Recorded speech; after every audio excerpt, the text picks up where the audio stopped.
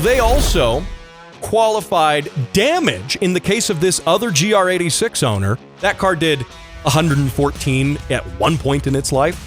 They qualified that as damage that would exceed the bounds of the warranty. Guess what you do at track days? You go fast. That means, by this definition, Toyota's actual track day that they offer you with the car voids your warranty. From Olympic City and the home of Pikes Peak, this is the Automotive ADHD Show with Matt West.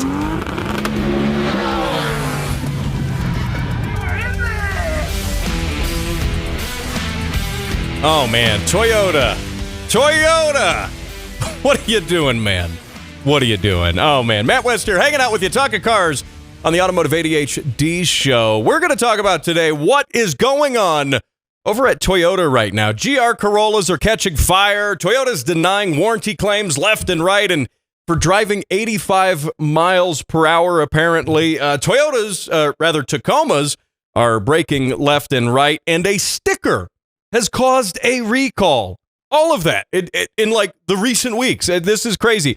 Going to explain all of this through the filter of knowing that at the end of the day, Toyota can do no wrong. And so we're going to approach it from that perspective and explain exactly what's happening and why. By the way, and it's confirmed now, Toyota offers complimentary track days with their sports cars, their GR sports cars.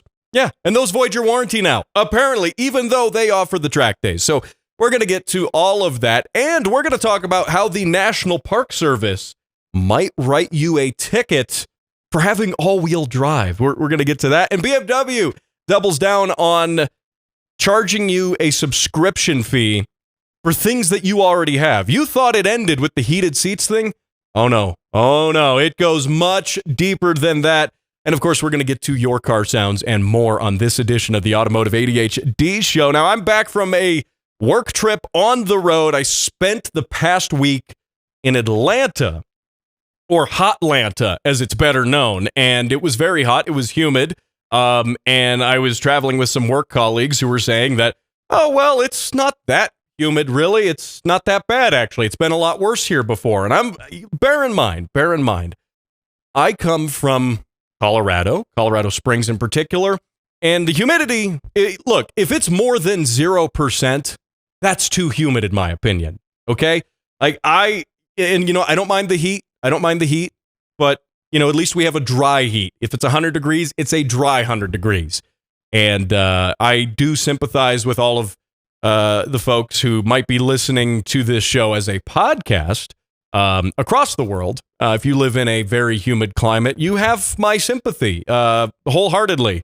But by the way, don't come to Colorado. We're full. We're totally full. It's not worth coming here. Actually, it's terrible here. So don't come here. But anyway, something I've noticed as well that has been brought to my attention is that this show starts with from Olympic City and the home of Pikes Peak, right? With Lonnie Perkins, the voice guy, by the way. He's a tremendous voice talent. You've probably heard him on a few other things, too. But that being said, that it starts with Olympic City. Olympic City. Apparently, the Olympics have been going on. So I've been told. And they are now, I guess, concluded by this point. But it's just funny to me that through all of the Olympics, which only come, every 4 years, and my show says from Olympic City and the home of Pikes Peak. We do have Pikes Peak. I do talk about Pikes Peak. We do a lot of hill climb stuff. I haven't mentioned the Olympics once. And that's probably because the Olympic sport of wrenching on broken old Japanese cars and bashing your knuckles, trying to put engines in them that weren't meant to be in them, that's not an Olympic sport yet. And that's also kind of a long title for an Olympic sport. That's not an Olympic sport yet. And until that becomes an Olympic sport, there's probably not going to be a whole lot of Olympic coverage on this show. I regret to inform you that might be the case. Wrenching on old Japanese cars as an Olympic sport, that might be better than the breakdancing. I will say that much. That might be better than the breakdancing or whatever that was that we called breakdancing. So anyway, by the way, of course, if you're listening on the radio, here in Colorado. I'm doing this out of my home base in Colorado Springs, AM 1460 and FM 101.1, The Answer, or also 100.7 The Word, KGFT. You can also hear the show on there. But you can hear the show in Canyon City, KRLN, AM 1400 KRLN, and in the Wet Mountain Valley, 91.7 KLZR. But I cannot forget that a huge portion of my listeners, all two of you, by the way, do listen on the podcast as well from places other than Colorado. So if you're ever curious why the show says from Olympic City, that's because Colorado Springs is Olympic City. Now, I have no affiliation with the Olympics, I'll tell you that much.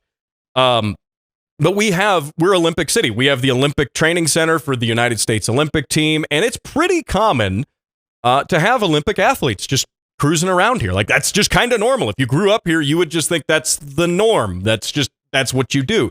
Part of that reason, I know this is automotive, this is somewhat divergent from cars, but, part of that reason is because we're a nice, developed city at a fairly high altitude, over 6,000 feet. So when you're training up here as an athlete, it's you're working against that lack of oxygen. You're training against that lack of oxygen, and then you go to sea level, which most of the time the Olympics are held at some place that is sea level, and you kind of feel like Superman. But the same thing, I'll tie this into cars, by the way.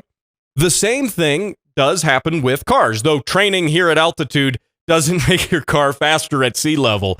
But that's one of those things that I think, as a Colorado native, and I actually grew up in the Wet Mountain Valley where this show also airs, but that town there, the town of Westcliff, is over 7,000 feet, and the house that I grew up at was like 8,000 feet. And you come to realize that when you drive a car at that altitude, you're dealing with like 30% less air density, essentially, okay? So like when I'm working on my car, I'm messing around with my standalone ECU, to the chagrin of OBD1 Kenobi, who helps tune my cars. Every time I mess with something, he's like, stop touching it. But anyway, if I look at the map sensor, if I look at the actual air density that's coming into the engine, you can see this readout on the computer. We're at like 75. It reads in KPA, kilopascals, because I guess it doesn't use, is that a freedom unit? I don't know if that's a freedom unit, but that's what it's measured in. And I suppose the freedom version would be pounds per square inch. But anyway, so we're at like 25, sometimes 30% less air density here at high altitude. And you just sort of become acclimated to that on how cars drive. In fact, growing up here, I'm used to, with stock cars, for example, a certain amount of response and a certain level of power. But if I take a road trip, if I'm actually driving to any state that's at sea level, and especially if you drive one of your project cars, you actually, heaven forbid, you try to do a road trip with it, and it actually goes well enough to at least get you to the place where there's more oxygen. I mean, it is kind of a weird thing. It is mind-blowing how much that makes a difference. A lot of times when guys are modifying cars up here, they're doing so, they're adding boost, and even a small level of boost,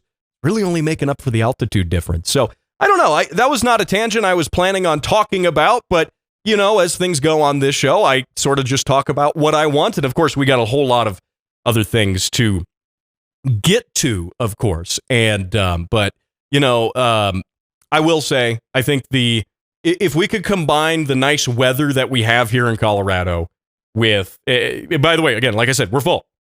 Don't come here. But if we could combine the nice weather that we have with the low humidity, but add a little more oxygen, that would be perfect. This would be like car guy heaven. And I guess, look, if you look at Arizona, where Wesley Kagan, frequent guest on my show, is based out of, that's too hot. Yes, they have oxygen there, and well, in some parts of it, like Phoenix area does, but it's too hot. You look at any other place in the South, you look at anywhere on the East Coast, yeah, they have oxygen, but humidity. So I don't know where I'm going with this, but I'll tell you what. We do have it pretty good here, aside from the lack of oxygen, which is probably getting to my brain at this point. So, by the way, we've got a few other things to get to here on the show, and some exciting news from the Facebook page, and a few other things. So we're going to get to all of that and more. Oh, and I'm going to talk a little bit about how Ford has come full circle. Ford has come full circle with the new Mustang. We're going to talk about Toyota. Oh man, we have to talk about Toyota. Me, as the self-proclaimed Toyota nut on this show, we got to talk about that. So all of that is coming up here on the Automotive ADHD show. You've tuned into the Correct Car Show. I'll talk to you here on the other side of the break. Don't go anywhere. And now for how things work with an engineer. Transmissions. Shift. And that was how things work with an engineer. More of how things work can be found at facebook.com/automotive ADHD.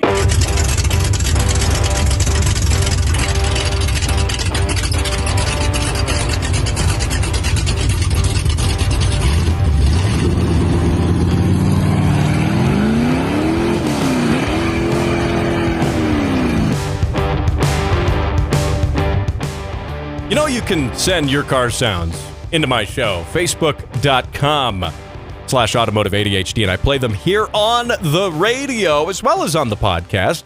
And the video of it, just like that video with Jack's car, gets featured on the YouTube as well as Rumble and wherever this show pops up on video, which you can watch it on video, YouTube, Rumble, wherever that. Oh, Facebook too. Facebook. It's video on Facebook as well. So, hey, we are branching out, going everywhere, and that is great if you want to share your car sounds too and have them on the show. So, by the way, and you can do that at facebook.com/automotive ADHD, and that's and there's a pinned post at the top of the page.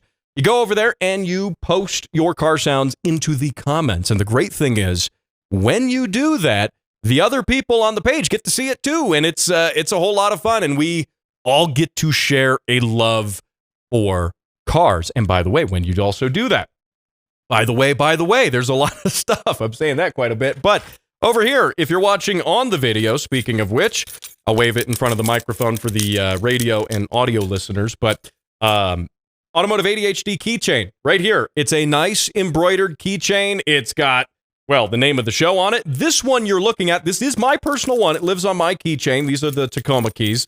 I probably shouldn't say that I own a Toyota anymore after what we'll talk about coming up, but these have greasy fingerprints on it, and you do have to put the greasy fingerprints on the keychain yourself, though. Just throwing that out there. Those aren't included.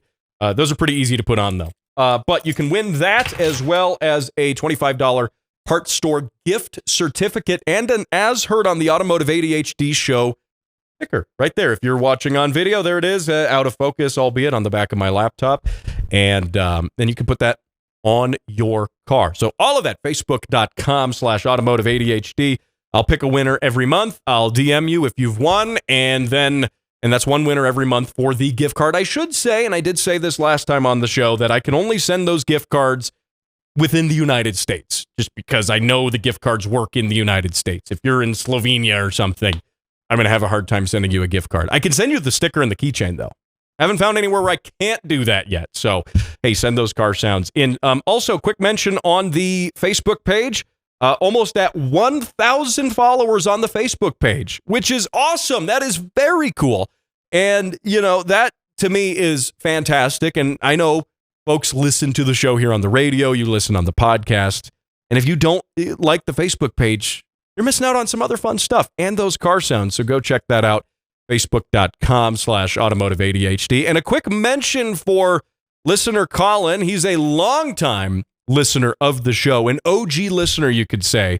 He told me on good authority, he sent me a couple of things. You can also message me there on the Facebook page, that he works perhaps for a dealership. I won't say which one, because I don't want to rat him out to his boss that he listens to this show. I mean, come on, that's how embarrassing is that? But he did inform me that he has on good authority Subaru for the upcoming model years after 2026 might be returning to physical buttons for like climate control and stuff. You know, if you've listened to this show for any length of time, that I am a big proponent of physical buttons for things. I want physical buttons on everything.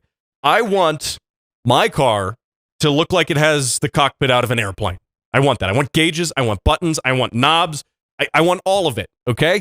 And that is a hill I will die on. I absolutely will stand my ground and I will die on that hill. But it seems like enthusiasts like me and people who maybe just appreciate older vehicles share that opinion. However, it seems like that opinion is starting to trickle down to the wider consumer base. Perhaps the fad of having touchscreen buttons for literally everything, perhaps that fad is dying out, and people have discovered that, gee, this is kind of hard to use. This makes my car more difficult to use.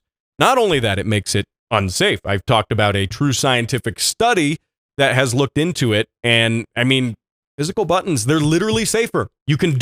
A, they work by muscle memory. B, you don't even have to take your eyes off the road. You can do it by feel, which is, come on. Like, we don't have to reinvent the wheel here, okay?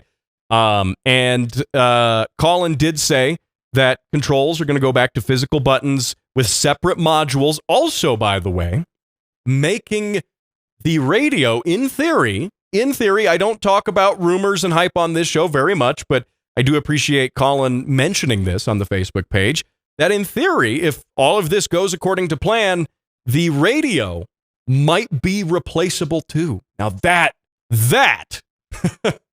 that's interesting, because we have older cars with radios that, of course, are replaceable. Your single DIN, your double DIN radios, things like that. And obviously, you can put a more modern head unit into the car, right? That can modernize an otherwise outdated, from a technological perspective, car. My Tacoma's a 2012. I have Apple CarPlay in it because I've got a newer head unit in the car. Truck, whatever it is. Toyota. Hesitate to call it one of those now because mine actually works. But with that being said, that's interesting, especially when you're looking at modern cars where you've got all these big touchscreens. They're on everything. They've got all these different modules and things that control them and all this stuff under the dash. And thinking that you're almost going back to the olden days of, oh, I can take out the head unit and put something else in that I like better, or something else that's more modern. Think about it 10, 15 years down the road when all of this stuff in the cars is going to feel incredibly dated. But the car otherwise is fine, right? Like that is, I think, it is underrated, that notion of being able to modernize a car as time goes on. Is a aftermarket head unit with a touchscreen, does it look as good as the OEM unit? Probably not in terms of the aesthetics.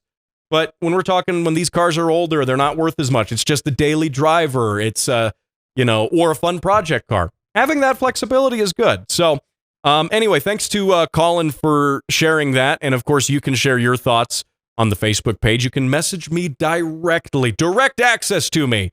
I can neither confirm nor promise how quickly I can respond to you, but I will get to you as soon as I can. Sometimes work is really busy. I try my best, though. So now this is interesting. Speaking of touchscreens and digital stuff in cars, Ford has come full circle.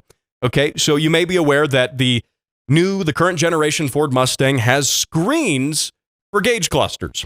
I will give a pass to gauge cluster screens. I still like an old analog gauge cluster, but I will give a pass to gauge clusters as screens, because as opposed to having this, iPad, basically this tablet in the middle of your dashboard that doesn't look like it belongs there, it can at least look pretty integrated with a gauge cluster. And not only that, it can display some stuff and change how it displays stuff in a way that is genuinely useful to the driver, depending on the circumstance.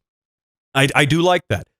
If I'm cruising around, if I'm on a road trip, if I'm somewhere unfamiliar, I would love to have the map take up the whole gauge cluster area and just have my speed and a few other things in the bottom corner. If I'm just cruising around on the highway or navigating an unfamiliar city or something like that, that to me is really handy. That's more intuitive than having, a center stack with a big screen. Of course, you can also have some fun with it. And that's what Ford is doing, because they have pushed a software update. We're talking about software updates for cars now. It's crazy. But they've pushed a software update that allows you to have the gauge cluster out of a New Edge or like SN95 to New Edge Mustang. So that's like late 90s, early 2000s. And this is the funny thing to me, because when I think of a cool classic gauge cluster, I'm not thinking of an SN95 Mustang. I'm just not. As someone, I actually owned, I had a New Edge. I had a 2003 Mustang for quite a while, actually. It was the 2-valve V8. 5-speed transmission, manual. It was a fun car. It was a really fun car. It was a great burnout machine. It wasn't really that fast. Those 2-valve modular V8s aren't like the biggest powerhouses in the world, but it made a great noise, and it was really good at burnouts. And I liked that car a lot. I traded it for a motorcycle, heaven forbid. But it was either way. When I think of the gauge cluster in that, I don't think that gauge cluster looks like it was lifted right out of like a Ford Explorer or a Ford Excursion or any Ford pickup truck of that era. But you can, in fact, have the gauge cluster out of that now. I can see why Ford would say, hey, you want to have a gauge cluster out of an old 60s Mustang. You know, it's vintage looking, it's nostalgic, it's cool. Well, it's nostalgic for some people. But for other people now, we got to remember that, look, people who are nostalgic for cars of the 60s, you know, are on the older side now. And yeah, I'm pointing a finger at you. Yes, I'm calling you old, but that's okay.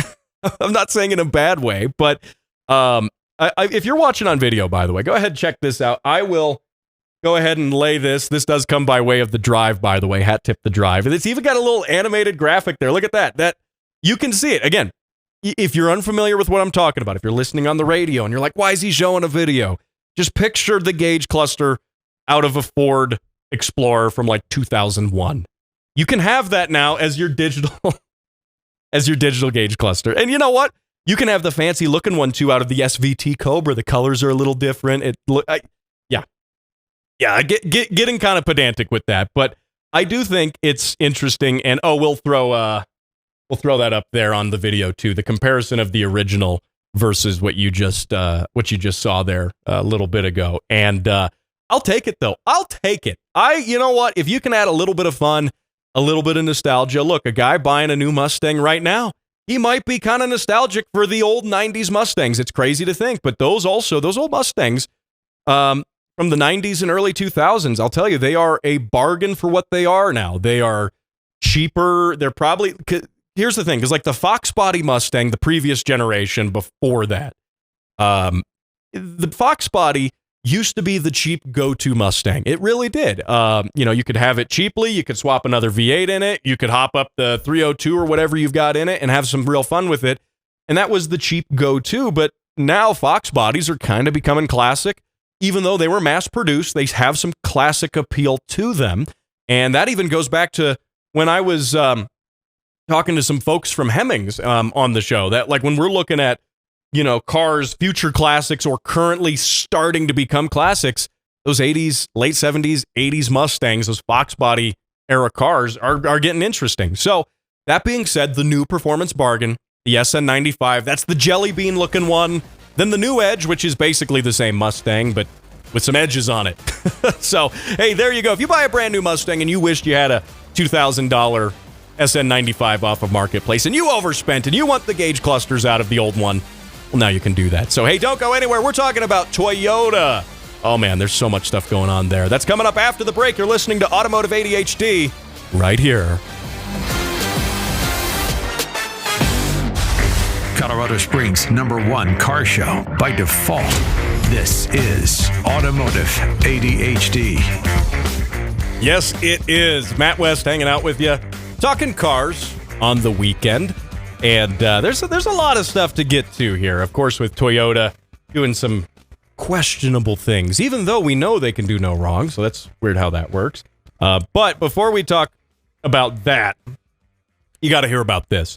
So Drumstick, like the ice cream company with like the little wrapped up ice cream cone things you get at the gas station, they're giving you a chance, hear this out by the way, to win a ice cream truck that is like a giant, it is a giant ice cream cone. But if you've ever been around on Craigslist or Facebook Marketplace when it comes to weird project cars, or maybe a cheap daily driver, or a car for your teenage kid, one that's, not too nice because, they're a teenager and you know what they do to cars.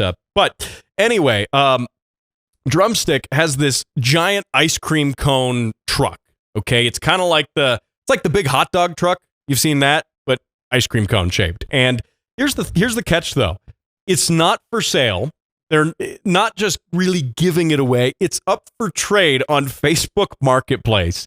And now here's the catch, though. Here's the catch. And the idea is that you need to have the most creative trade-in offer for it, by the way.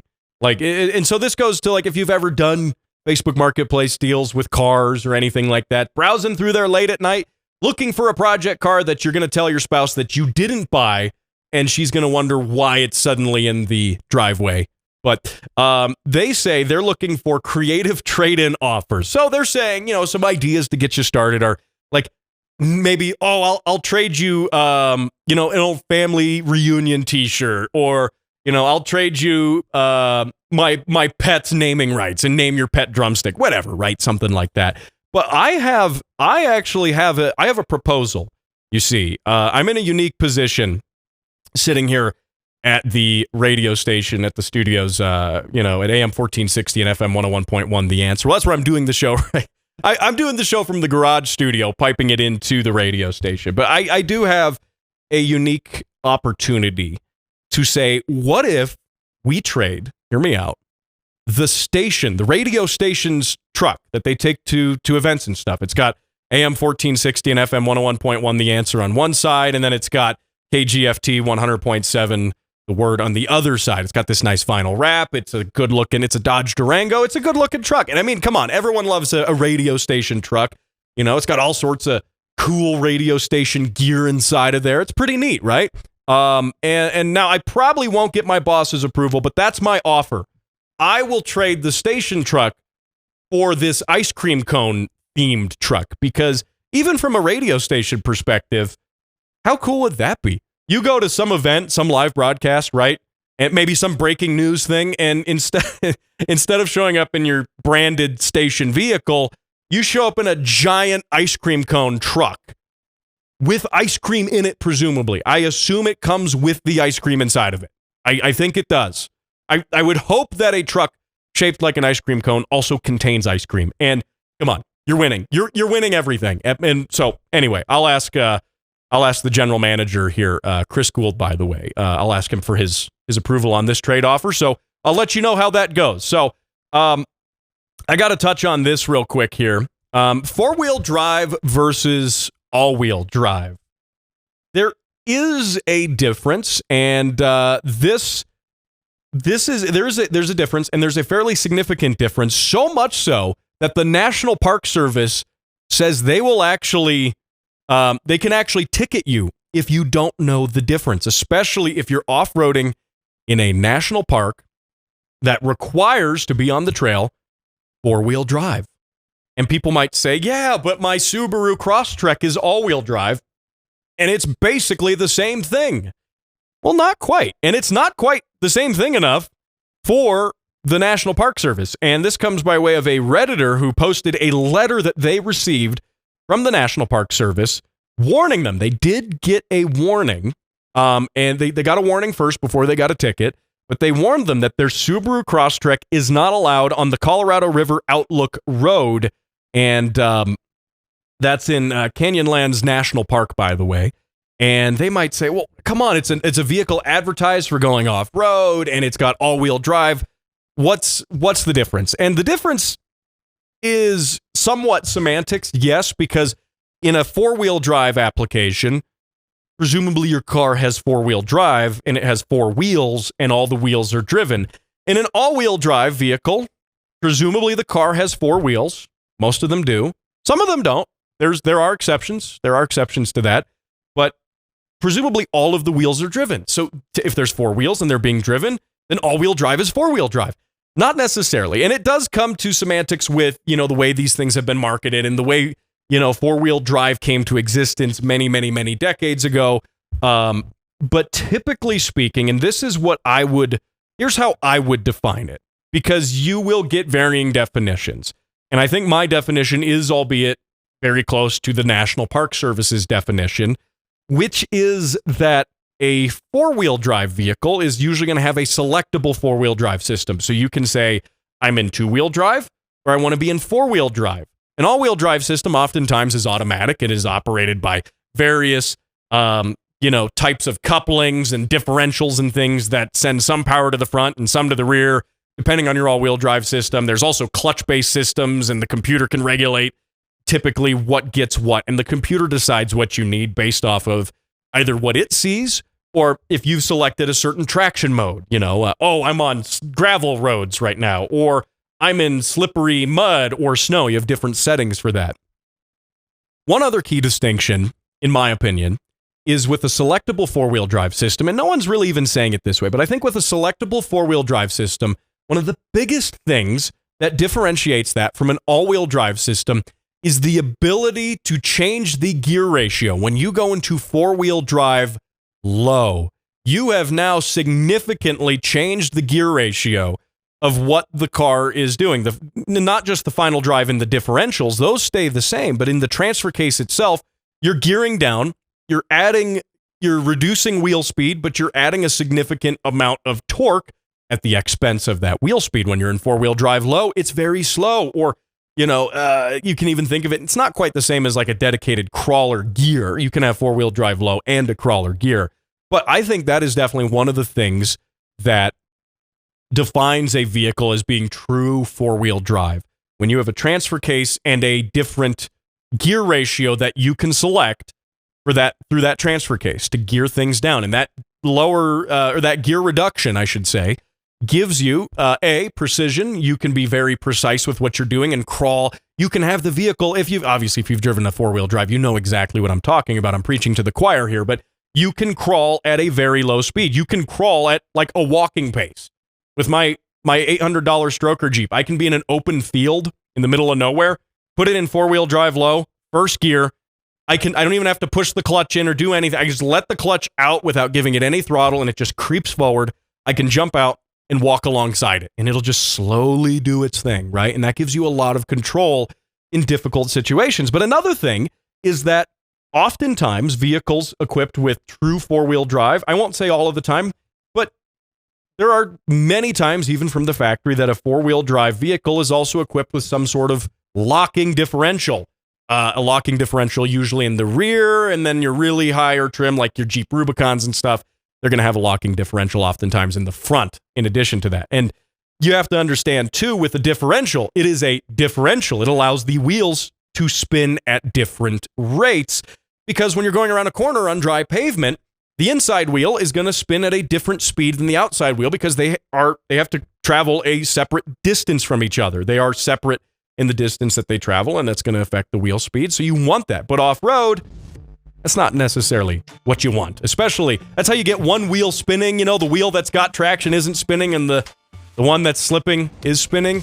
That's what happens with that. But National Park Service, they want you to have the right thing for the right trail. And again, most of your Subarus, any of those SUVs, crossovers, they might get you in trouble. But it does come down to driver skill. I will say that. If you have a well-equipped vehicle and poor skill, you'll probably still get yourself stuck. So hey, just so you know, be on the lookout at the National Park Service.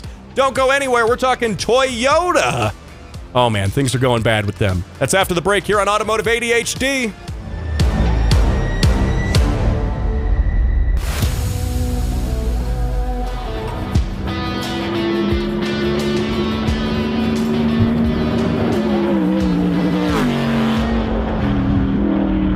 All right. Hey, you are listening to the Automotive ADHD show. Matt West here, hanging out with you. Talking cars on the weekend. Got to get to this. Oh, man, I've been telling you about it during the whole show. Toyota, things aren't going well with Toyota. And, and to give you some context, it is no secret that I do like Toyotas.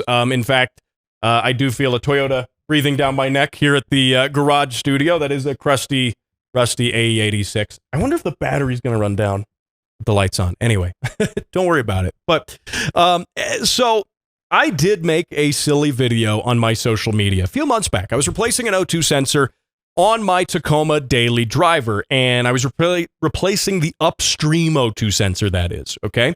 And the upstream sensor is harder to get to. It's before the catalytic converter. It's kind of a pain. In fact, it was a lot of a pain on this truck, like sort of almost like it wasn't really intended to be serviced in, with the engine in the vehicle, that kind of thing. And But in this video I made on my social media, and you can follow me on my personal Instagram, Sir Matt West, but also Automotive ADHD on Instagram, Facebook, TikTok as well, YouTube. Be sure to subscribe to it on YouTube if you haven't. But in this video, I made an accusation that because the reason for this O2 sensor placement being kind of honestly terrible wasn't that Toyota designed it poorly or had some other design constraint, or I don't know. No, my logic was that Nissan was actually responsible, because I think in the night, Nissan sent a group of engineers to break into the Toyota design department, and they took the blueprints out, scribbled out the part that the Toyota engineers designed, and then penciled in a worse design, something like, that Nissan would do, perhaps as an act of sabotage. And now, granted, people on the internet weren't quite up to speed on that sarcasm exists, but let's put that aside. But I have more bad news though, which is that the Nissan boys are back at it, and that is truly the only explanation I can think of for what's going on with Toyota right now. I mean, think of it. Occam's razor, by the way, right? Think about this. The simplest solution is usually the answer, or something like that. Yeah, keep it stupid simple, right? There you go. But anyway, that clearly, I think, is the only logical reason for what's going on at Toyota right now. Couple of GR Corollas, by the way, have caught fire.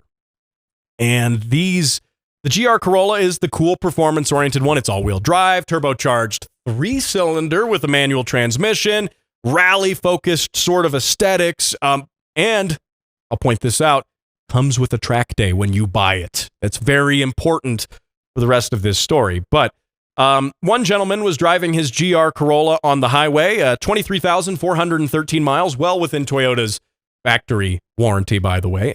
And the car lost power. He pulled off on the side of the road. It caught fire. Flames engulfed the front end of the vehicle and destroyed the whole front portion of the vehicle.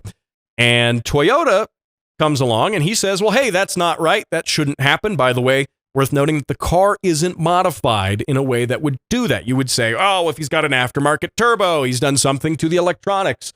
That could cause a fire. Well, not in this case. The car's stock. For all intents and purposes, it's stock. And here's the thing. He files a claim with Toyota. Obviously, I'm assuming his insurance is going to come along, pay him out. But he's filing a warranty claim with Toyota, if he's not doing an insurance claim himself. But Toyota cites a reason for not honoring the warranty here. And this hat tip Motor One, by the way, for bringing the story. And that would be Christopher Smith at Motor One, by the way, for getting this. But here, I'm going to put this up so you can kind of read along with it as I do. And this right here, go ahead if you're watching on video, YouTube and Rumble, go ahead and check this out. So the owner's manual warns not to drive in excess of the speed limit. Even if the legal speed limit permits it, do not drive over 85 miles per hour unless your vehicle has high-speed capability tires. Driving over 85 miles per hour may result in tire failure, loss of control, possible injury. Be sure to consult a tire dealer to determine whether the tires on your vehicle are high-speed capability tires or not before driving at such speeds. I gotta take a breath before this, because here's the last line. Based on our inspection findings and the facts relating to this incident, we cannot provide any assistance in this matter. I'm sorry, you what? You what? Really? Okay, let's get this out here first. For one, they are saying that this is the reason they're declining his warranty claim. By the way, the tires not being performance-rated speed tires, the GR Corolla, because it's the performance one, comes with performance tires. It comes with tires rated for these speeds. Now, Toyota goes on to back this up by saying that, well, we pulled the data on the vehicle, and at some point in its life, it did 114 miles per hour. I don't know, maybe at a track day? Maybe at a track day.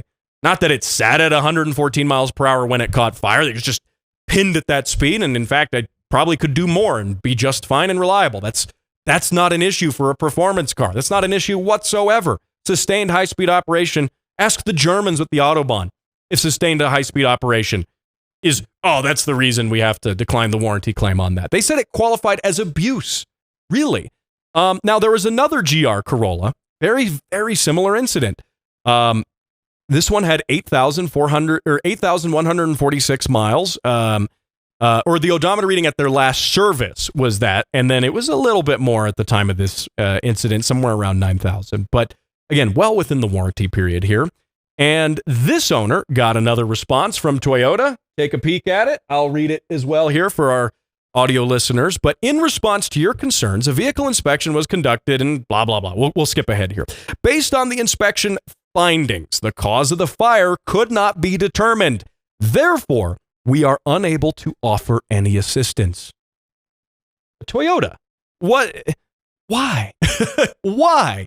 That's what I have to say. But here's the thing, okay?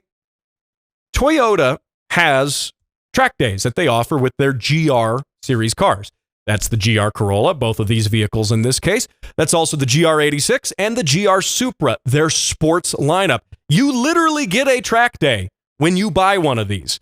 And you get, as well, they offer you a membership with NASA, the sanctioning motorsports body, kind of like the SCCA. Not the NASA that goes to the moon, not that NASA, but the NASA that drives on racetracks. That NASA. And you get a membership, you get a track day, you get all of this stuff. And they even have a website. Here, I'll pull it up, and you can take a peek at it right here. This is the official website where they talk about all of this stuff. Now, here's the thing. On the webpage now, they have a Toyota warranty statement, basically right up top here. And the Toyota warranty statement, come on, man, this is ridiculous. For a company that offers track days with their vehicles, okay? They talk about participation in high-performance driving events, HPDE, or events, including events sponsored by Toyota or its affiliates. They say, damage to the vehicle or components that occur as a result of abuse or misuse of the vehicle while participating in a high-performance driving event or track and or off-highway use is not covered. Okay, so there's some legalese going on there. But that means, though, they say that, that there could be damage caused during a track day that they wouldn't cover under warranty. Well, they also qualified damage in the case of this other GR86 owner as having the car at one point in its entire life exceed 85 miles per hour. They qualified that as damage. Now, that car did 114 at one point in its life. They qualified that as damage that would exceed the bounds of the warranty. Guess what you do at track days? You go fast. That means, by this definition, Toyota's actual track day that they offer you with the car voids your warranty. Now, is it going to void every warranty? Probably not. But by this definition, it voids your warranty. That is mind-blowing. Now, Toyota's having all sorts of other issues. Issues with the Tacoma. There's an issue with sticker recall, or a recall for a sticker. There's all sorts of stuff going on. I'm out of time to get to that. We'll do that as a bonus podcast on the YouTube and elsewhere. Thanks for listening to this show. Thanks for all the fine folks at the radio stations across Colorado that get this on the air. I'll talk to you right here, same time, same place, next week. Don't go anywhere.